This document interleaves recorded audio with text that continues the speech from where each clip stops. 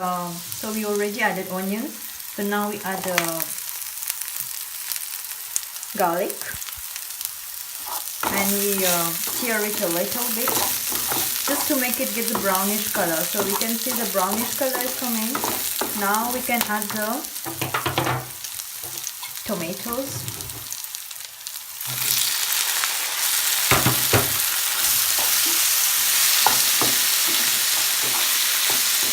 So we let the tomatoes cook. While it is cooking, we can choose which kind of spice masala we want to add. So I will choose. So I'm going to add the Shah Biryani masala to it.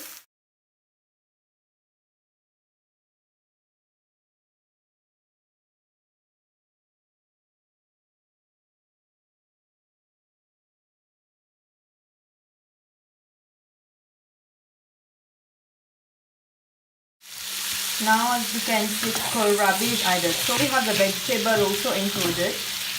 And we have biryani spice, potatoes, garlic, ginger, onion, and then we have tomatoes. So we will let it cook a little bit at its own time, and then I will be chopping carrot in the meantime. With that, and then I've added oats, like oatmeal, the dry one. Then I'll mix all. So just a recap. So I've added chopped onion, chopped tomatoes, garlic, ginger, carrot, kohlrabi, and breast chicken, and oatmeal, biryani spice, salt. Now I'm mixing all. I'm letting it cook. And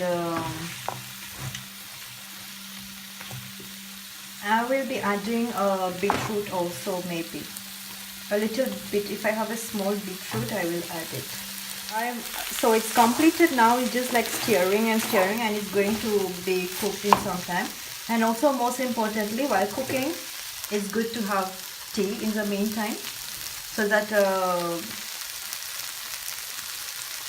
it reduces waiting time, stress time, and everything. Yeah. Basically, it is a normal process of cooking chicken, but I've added the personal touch, I think, is kohlrabi, the biryani spice with that. Normally, people usually put biryani spice with rice. So there, instead of rice,